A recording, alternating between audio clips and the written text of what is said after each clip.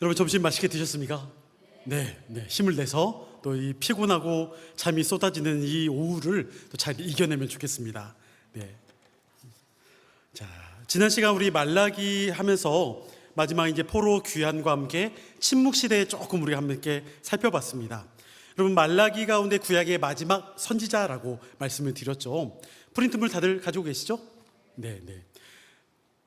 포로 귀환 이후의 백성들과 하나님과의 관계를 또 소개했던 부분이 있습니다. 성전과 예배의 회복을 또 함께 주장했던 또 선지자가 말라기 선지자이죠.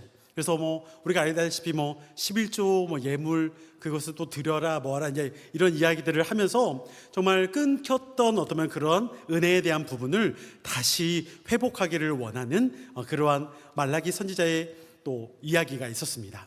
그러면서 또 말라기 가운데 3장과 4장에 보면은 여호와의 크고 두려운 날에 대해서 이야기를 합니다. 미래에 대해서 이야기를 하는데 우리가 여호와의 크고 두려운 날 하면 그냥 무조건 우리는 다 두려운 날 하면은 이렇게 재림을 많이 생각을 할 수가 있다라고 했는데 실제로는 재림이 아니라 이때는 오히려 초림을 이야기를 한다라고 말씀을 드렸습니다. 그러면서 여러분들 가운데 말라기 4장에 보면 하나님께서 엘리야 선지자를 보내주겠다라고 약속했던 그 말씀 기억하십니까?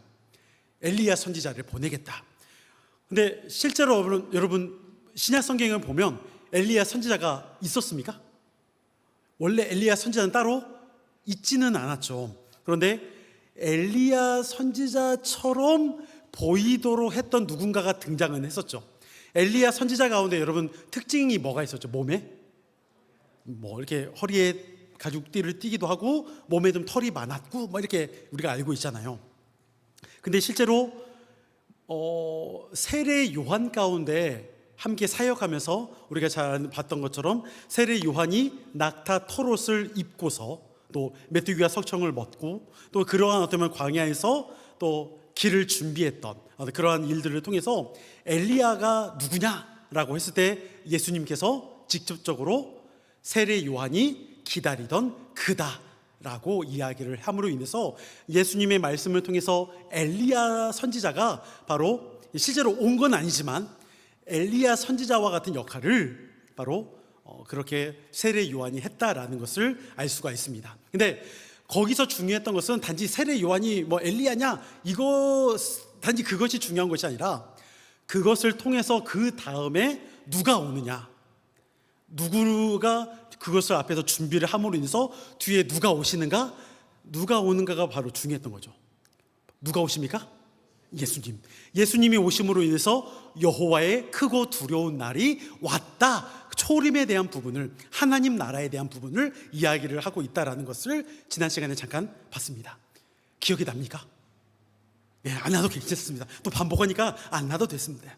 다음에 여러분 또 이렇게 보면서 구약에서 신약으로 넘어가면서 이렇게 한 400년 동안 좀 이렇게 하나님이 말씀하시지 않는 것처럼 좀 보여진 때가 있다라고 했는데 기억나십니까? 네. 그러니까 구약의 선지자는 말라기 선지자인데요. 말라기 선지자로부터 이제 신약의 세례 요한까지 이제 사이에 보면 약 400년의 시간 동안 아무런 선지자가 등장하지 않고 그러다 보니까 하나님의 말씀이 없던 때 침묵 시대와 같은 그러한 시간에 대해서 잠시 언급을 했습니다. PPT 한 번만 보여주실까요? 네, 400년의 침묵기 어떻게 조용하죠. 말라기 마지막, 구약의 마지막부터 신약의 이제 마태복음까지 오기 그 기간 침묵기입니다. 그런데 하나님이 분명히 어떻게 보면은 선지자를 통해 말씀하신 부분은 없다라고 이야기를 드렸죠. 하지만 이 동안에 어떤 국제적으로 어떤 역사가 있었는가를 지난 시간에 잠깐 말씀을 드렸습니다. 그러면서 이제 제가 역사를 쭉 열거를 하면서 다니엘서에 나오는 말씀을 근거로 해서 여러분 바벨론 가운데 이스라엘이 무너졌고 이 바벨론 가운데 또 무너뜨린 나라가 어느 나라였죠? 메데, 바사, 페르시아죠. 페르시아 다음에가 여러분 또 국제 정서에서 어떤 나라였습니까? 헬라 제국. 헬라 제국 다음에가 로마. 그 헬라 제국 로마. 그러니까 우리가 말라기 선지자가 활동했던 때는 페르시아 때다 보니까 그 이후에 페르시아도 멸망을 당하고 이제 쭉 하는데 사진 그림 한 번만 PPT 보여주실까요? 바벨론 제국, 여러분 그 중동 지역을 점령했던 때, 다음 메데 바사 페르시아 제국이 또 그 이후에 이어서 또 점령했던 거대한 제국이었고요. 또 이 다음이 헬라 제국과 그 다음에 이제 로마 제국인데, 여러분들에게 그 이야기를 했습니다. 뭐냐면 헬라 시대 때 알렉산더 대왕을 통해서 통일시켰던 게 있었다고 했죠. 기억나십니까? 언어. 헬라어를 공용어로 쓸 수 있도록 이때 헬라 제국 가운데 그 주변의 나라들을 언어를 그리스어 헬라어로 다 통일을 시켰다라는 거. 그리고 로마 제국 가운데는 무엇을 발달했다? 길. 대제국이 전쟁을 나가서 활동을 해야 했기 때문에 그 길을, 그전에는 구불구불한 어떤 그런 길이었다라면 로마 때는 병사들이 전쟁을 나가기 위해서 그 길을 도로를 만들었는데, 그러한 어떤 마차나 이런 것들이 갈 수 있는 도로 길이 열렸다.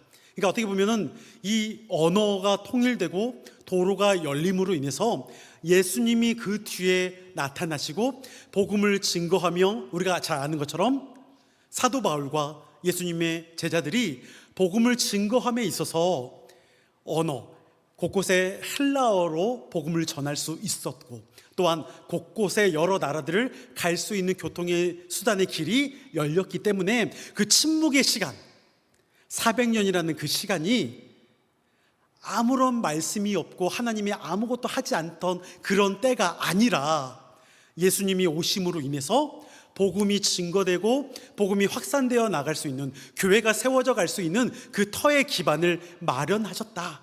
그게 국제적인 어떤 그런 상황이었다라는 것을 말씀을 드렸습니다. 기억이 납니까?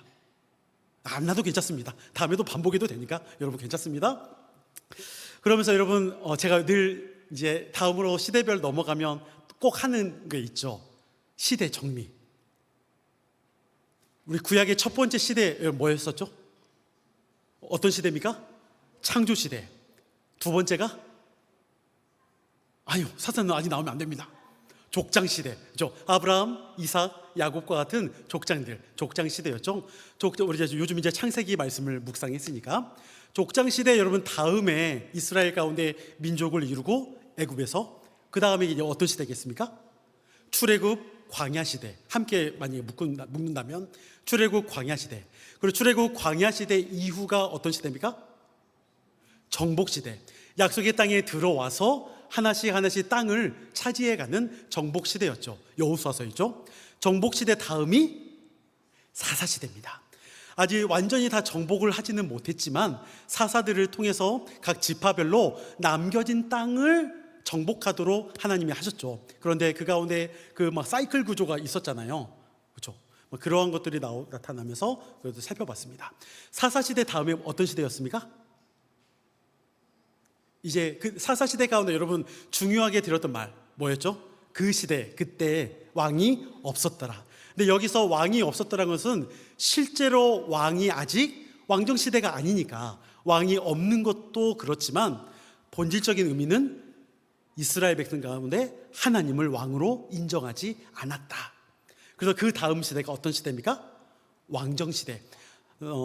사울 또 다윗 솔로몬으로 이어지는 통일 왕정 시대가 그 가운데 있고요. 그 왕정 시대 다음이 분열 왕국 시대.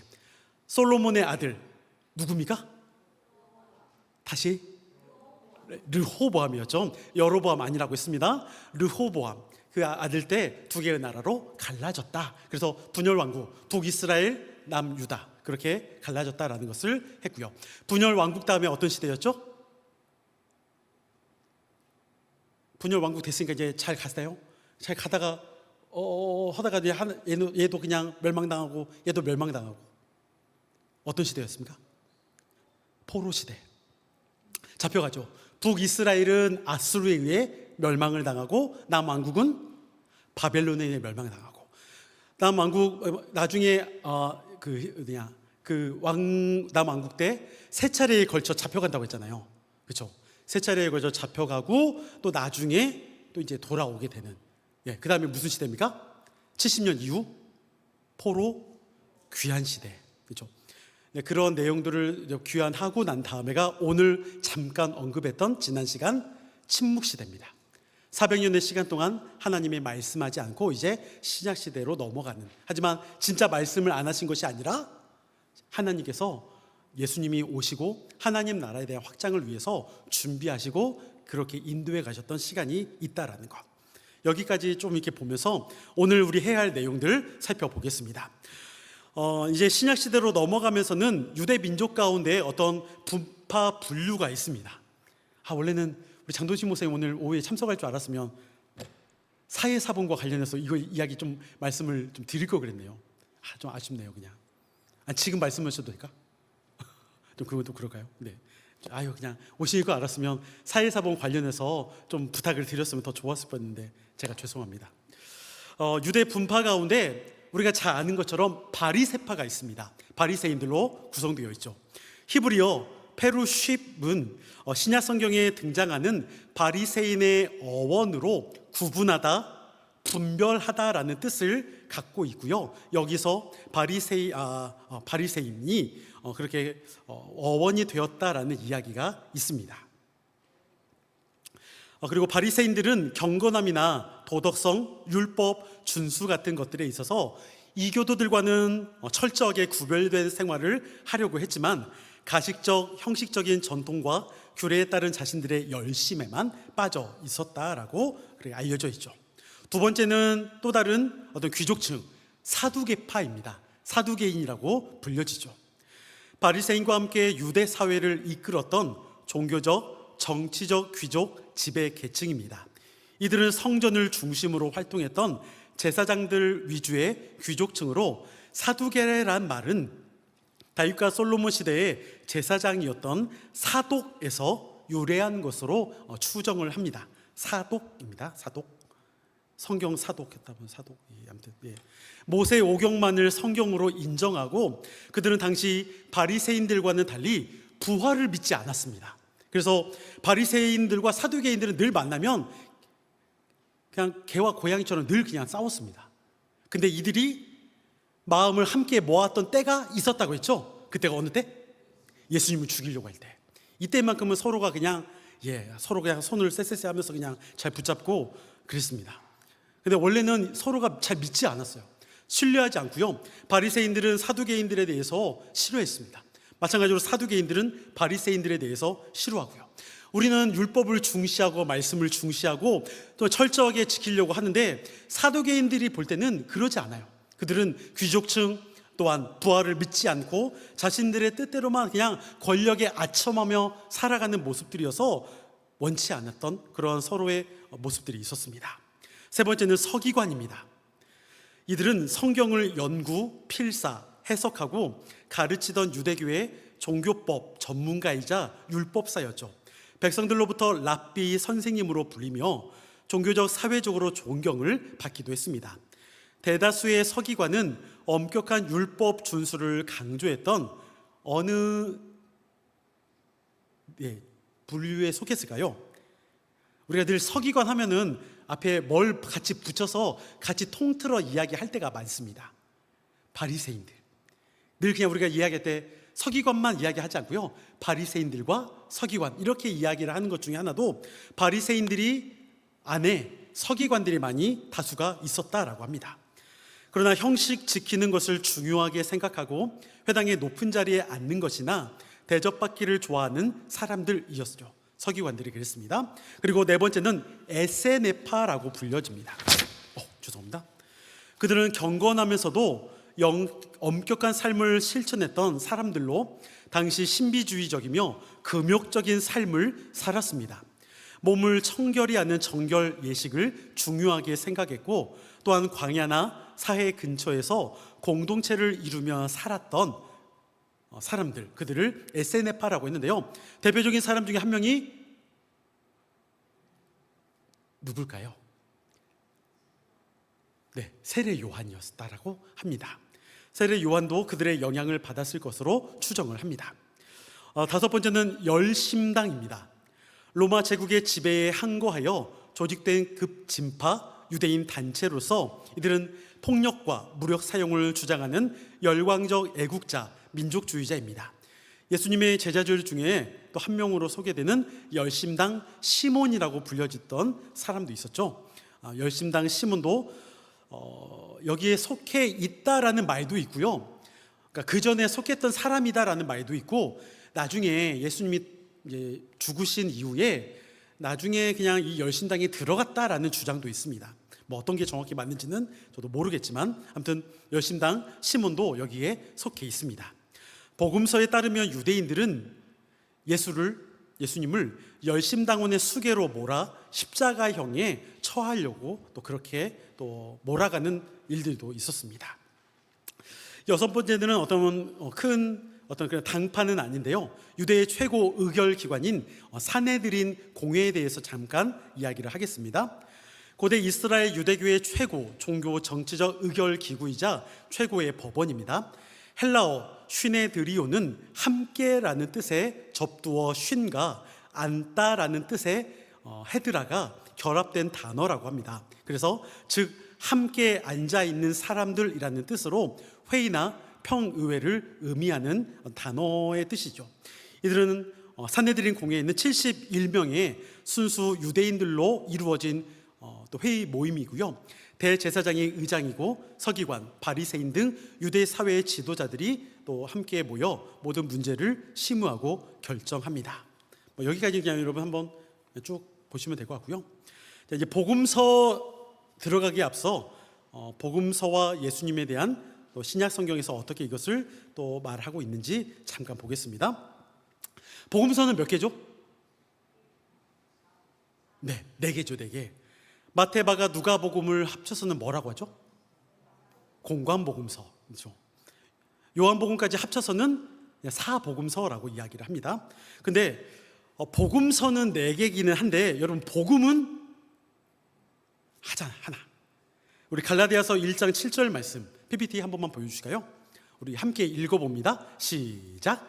다른 복음은 없나니 다만 어떤 사람들이 너희를 교란하여 그리스도의 복음을 변하게 하려 함이라. 아멘. 다른 복음은 없다. 오직 복음은 예수 그리스도 하나만 있다.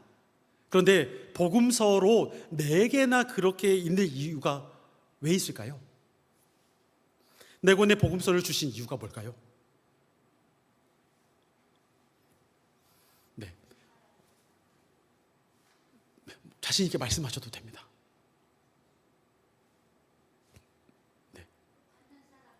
네. 오, 맞습니다. 수신자에 따라서 그런 내용도 분명히 있습니다. 또 발신자가 어떤 것을 말하고 싶은지도 있고요. 감사합니다. 그런 여러 가지 이유들이 있을 수가 있습니다. 어쩌면 발신자 가운데, 그러니까 이것을 보내는 사람 가운데도 어떤 의도로 어떤 목적에 따라서 자기가 또 생각하는 부분이 있죠. 오늘 여러분 혹시 설교 말씀 기억합니까? 주일. 네, 몰라도 됩니다. 네. 창세기 50장의 말씀이었죠. 네, 50장의 말씀 가운데 어떤 분들은 말씀을 들으면서 나는 좀 이게 좀 더 중요하다고 생각해라고 할 수 있고요. 또 어떤 사람들은 또 이 말씀이 좀 중요하다라고 생각할 수도 있겠죠. 그런데 그 말씀 가운데 다 똑같지는 않아요. 내가 좀 더 원하고, 내가 좀 더 은혜를 받았고, 내가 좀 더 좀 중요하게 생각하는 것들에 대해서 다른 누군가에게 그것을 말하겠죠. 마찬가지로 복음인 하나지만 각각의 그 복음서를 기록한 저자들은 자신들이 원하는 어떤 그러한 더 중요한 부분들, 또 수신자를 향해서나 자신이 알고 있는 거나 어떤 더 중요한 것들을 더 부각해서 또 말하고 싶은 내용들이 있습니다. 그런데 그러한 것들이 서로가 함께 다 모아졌을 때 훨씬 더 풍성하게 예수님에 대해서 우리가 알 수 있는 거죠. 그래서 여러분 복음서는 4권의 복음서를 통해서 각각의 특성과 특징이 있다라는 것, 그런 부분들을 있다라는 것을 여러분 알아두시고 좀 더 뒤에서 보도록 하겠습니다. 복음서의 장르는 뭘까요?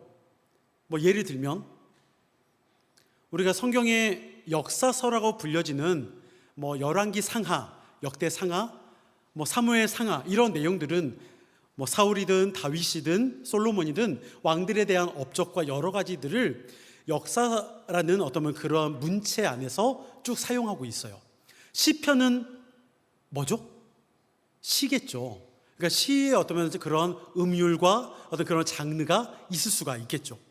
복음서의 장르는 뭘까요? 복음서의 여러분 주요 등장인물은 누굽니까? 예수님이겠죠. 그러다 보니까 우리가 어떻게 자칫 생각하면 예수님에 대해서 소개하니까 위인전, 전기문학 뭐 이렇게 생각할 수도 있습니다.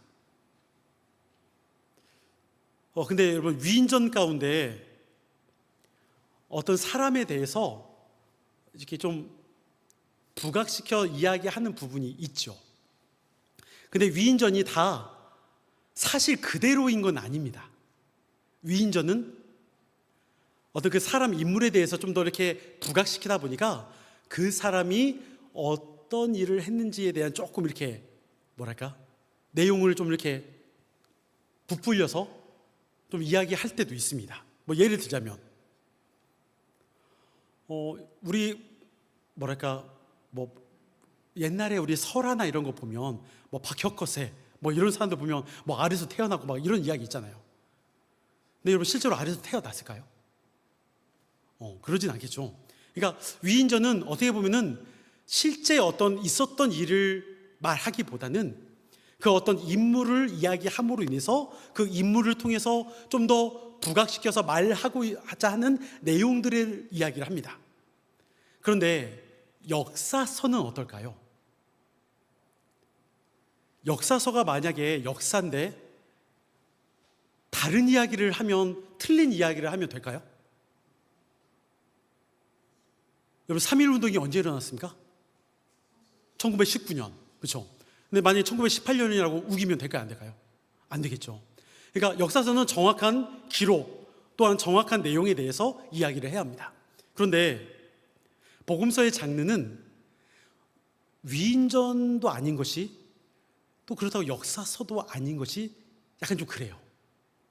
그래서 그 밑에 보면 뭐라고 되어 있냐면 제가 신학적 저작으로서의 복음서, 저자의 상황과 사고 등의 특색을 통해 보여주고자 하는 또 다른 하나의 문체가 복음서다라는 것을 이야기를 합니다. 이건 좀 더 뒤에서 제가 말씀을 드리겠습니다. 또 신약 성경의 구성 가운데 두 번째는 역사서입니다. 역사서는 뭐냐면 사도행전. 사도행전이 무슨 역사냐? PPT 사복음서 말고 이건 제가 아까 봤어야 하는데 사도행전 거 보여주시면 이게 잘 보일지 모르겠지만 여러분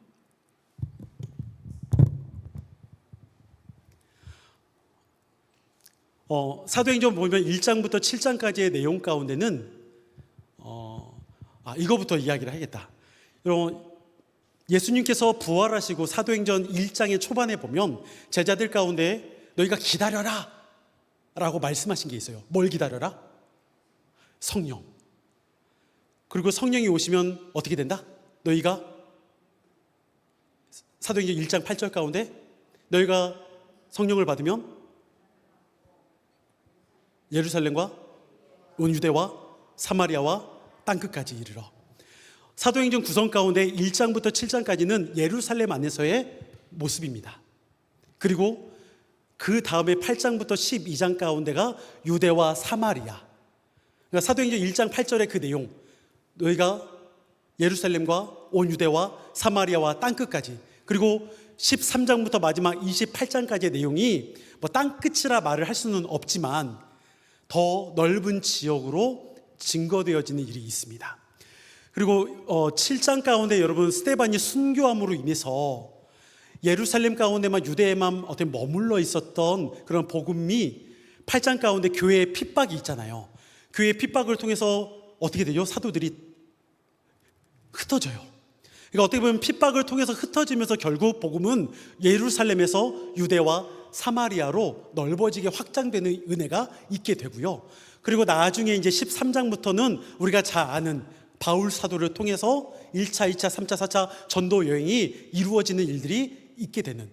그러면 여기서 사도행전의 역사는 무엇이냐? 저는 성령의 역사 플러스 교회의 역사가 이 가운데 일어나고 있다라는 것을 우리에게 보여주는 역사서가 바로 신약 성경에 등장하는 사도행전이 역사서다라고 생각해 볼 수 있지 않을까 싶습니다. 그리고 세 번째는 서신서입니다. 서신서에는 크게 두 가지로 나눠집니다. 바울 서신과 일반 서신으로 나눠지는데요. 이것도 PPT 한 번만 보여주실까요? 보입니까? 네. 로마서, 고린도 전후서 쭉 해가지고요. 빌레몬서까지 여기가 바울 서신이라고 13권, 일반적으로 그냥 복음주의에서는 13권을 바울 서신이라고 하고요. 이제 히브리서부터 계시록 빼고 유다서까지, 그 앞에 유다서까지 일반 서신이라고 합니다. 그런데 여러분, 바울 서신과 일반 서신의 이 성경 내용을, 그러니까 제목을 보면 차이를 좀 여러분 느낄 수가 있을까요? 히브리서를 제외하고요. 네. 어떤 차이가 있을까요? 그러니까 뭐 이렇게 각각의 권의 이름을 여러분들이 좀 보시면 좋을 것 같아요. 이름.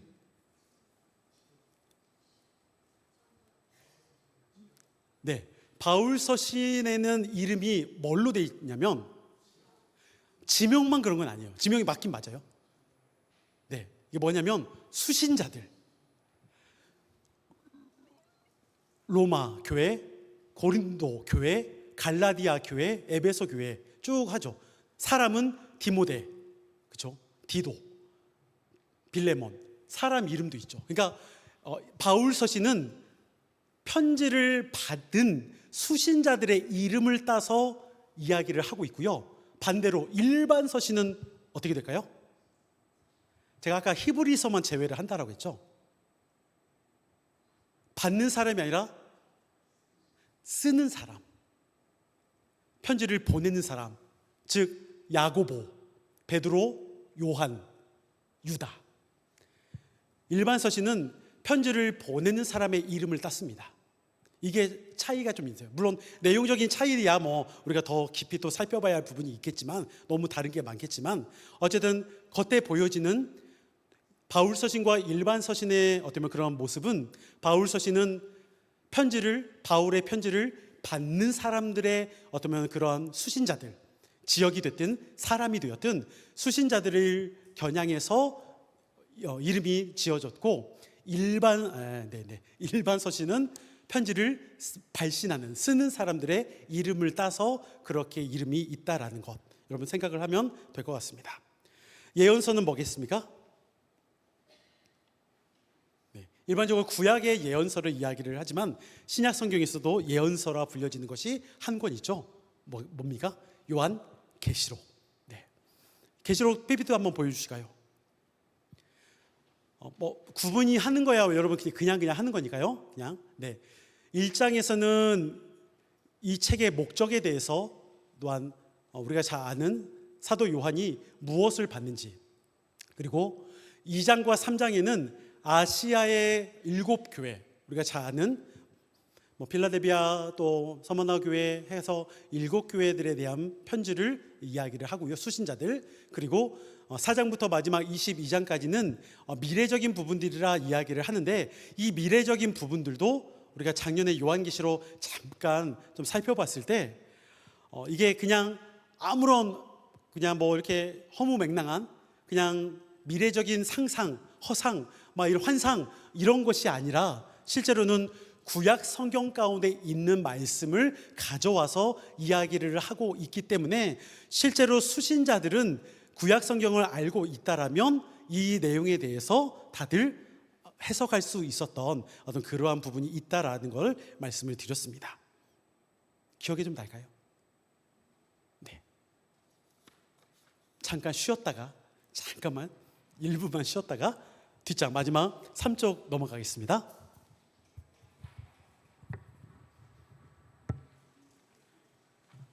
자, 당 떨어질 시간이니까 딱 사탕 하나씩 빨리 드시고, 네. 물도 드시고, 네. 목을 축으시면서.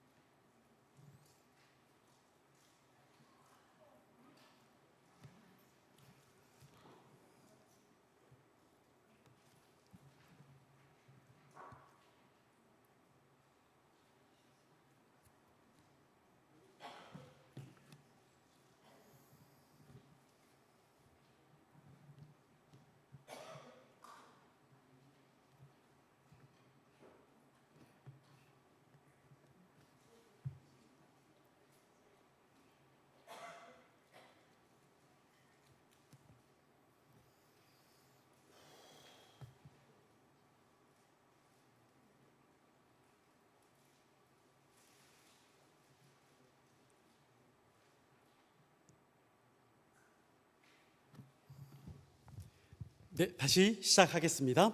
3쪽 넘어가시면 사복음서 특징에 대해서 간단하게만 그냥 보겠습니다. 첫 번째는 마태복음입니다. 마태복음은 구약과의 연결성이 마태복음 1장 1절 가운데 있죠. PPT 보여주시면 우리 함께 읽어봅니다. 시작.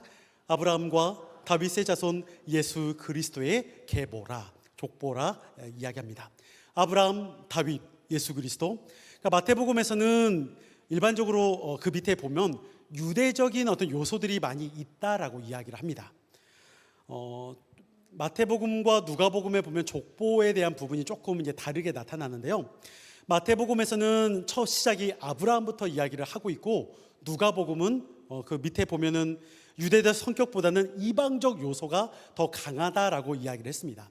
그러니까 쭉 예수님부터 쭉쭉 위로 이상 올라가다 보면은 결국 하나님, 아담, 하나님까지 올라가는 경우가 있거든요. 그러니까 그렇게 족보의 내용도 안에 보면 좀 다릅니다. 그러니까 이러한 것들을 통해서 좀 더 특징적인 게 뭐냐면, 마태복음은 유대인들을 겨냥해서 쓰여진 책이다라는 좀 그러한 관점이 좀 많이 있고요. 누가복음은 먼저 볼게요. 세 번째 보면 누가복음은 유대적 성격보다는 이방적 요소가 강하고, 특히나 또한 소외된 계층에 대한 관심이 참 많습니다. 그래서 누가복음에는 좀 이렇게 그 고아들, 과부들, 여인들, 또 가난한 자, 병든 자들, 또 아이들, 또 우리가 잘 아는 탕자, 사마리아인, 그러니까 이런 좀 이렇게 소외받고 좀 함께 주류 가운데 함께하지 못하는 그러한 사람들을 소개함으로 인해서 누가복음은 바로 그러한 이들을 위해서 겨냥한 책이다라는 것을 또 이야기하기도 합니다. 근데 마태복음을 다시 넘어와서요. 마태복음 가운데 유대적이면서도 근데 이방적 요소도 있습니다. 뭔 말이냐면 마태복음 1장의 그냥 족보만 좀 한번 이렇게 보겠습니다. 마태복음 1장 족보에 보면 누가 누구를 낳고 보통 이제 이렇게 쭉 이어지잖아요. 그런데 좀 다르게 나타나는 구절이 있습니다. 1장 3절에 보면 유다는 다말에게서 베르스와 세라를 낳았고요.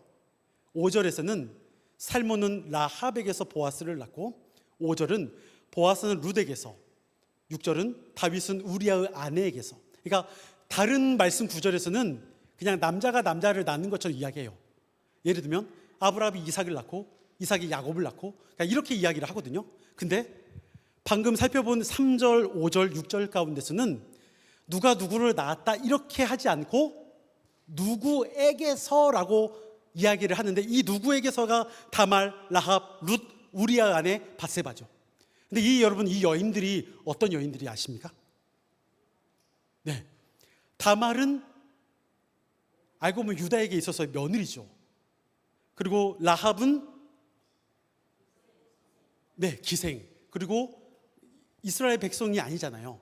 정탐꾼 보냈을 때, 그렇죠? 여호수아서 2장에 보면 라합의 집에서 숨겨졌던, 그러니까 알고 보면 그냥 그 여리고 성에 있는 그 여인일 뿐이에요. 룻의 고향이 어딜까요? 모압, 맞습니다. 룻기 1장에 보면 모압 땅으로 나오미의 가족들이 와서 룻 만나잖아요. 그렇죠? 그러니까 그렇게 또 6절에 보면 우리아 아내 밧세바인데요. 우리아가 어느 사람이냐면 헷 사람이거든요. 그러니까 아마도 밧세바도 헷 여인일 확률이 높다라고 일반적으로는 말을 합니다. 그러니까 알고 보면 여기 족보에 등장하는 여인들이 이방 여인들이거나 아니면 좀 뭔가 관계가 좀 이렇게 살짝 좋지는 않은 좀 그런 어떤 상황 가운데 여인들도 함께 등장합니다. 그래서 마태복음을 분명히 유대적인 관점에서 보고 있는 책이기도 하지만, 그러면서도 곳곳에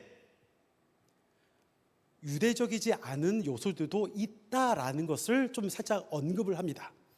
그걸 말함으로 인해서 결과적으로 이 족보, 마태복음에 나오는 족보에 나중에 누가 등장하겠습니까? 예수님이 유대인들만을 위한 메시아, 구원자로 오신 것이 아니라, 왕으로 오신 것이 아니라 이방의 여인들, 이방의 사람들, 또한 소외당한 당시의 사람들을 위해서 왕으로 오셨다라는 것을 말하기도 합니다. 그러니까 약간 두 개가 좀 섞여 있기도 해요. 하지만 그럼에도 불구하고 유대적인 요소가 훨씬 더 많이 있다라는 것, 그래서 좀 기억을 하면 좋겠고요.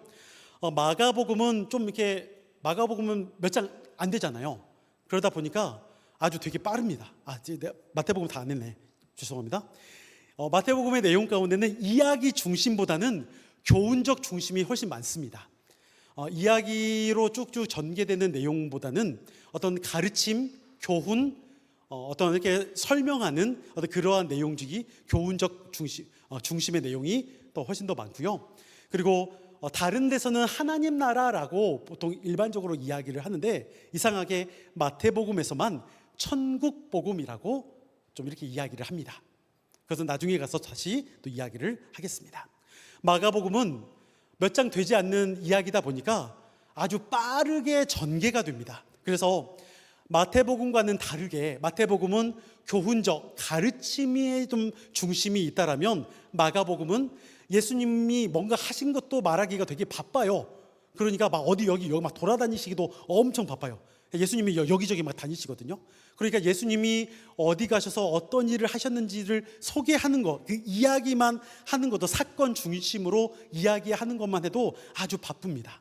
그리고 마가복음의 특징 가운데 하나는 PPT 한 번만 보여주시면 이동에 대한 부분이 되게 아주 간결하게 딱딱딱 나눠 있어요. 뭔 말이냐면 지금 여기 보이실지 잘 모르겠지만 마가복음의 구조는 1막, 2막, 3막으로 되어 있듯이 이야기를 합니다. 1막은 갈릴리 중심, 2막은 이제 예루살렘, 3막이 예루살렘인데 예루살렘으로 올라오는 어떤 여행길. 왜냐하면 예루살렘이 해발 800m 이상이다 보니까 갈릴리 위의 호수에서 예루살렘으로 이렇게 올라오는 여정의 길이다라고 마가복음은 소개를 하거든요.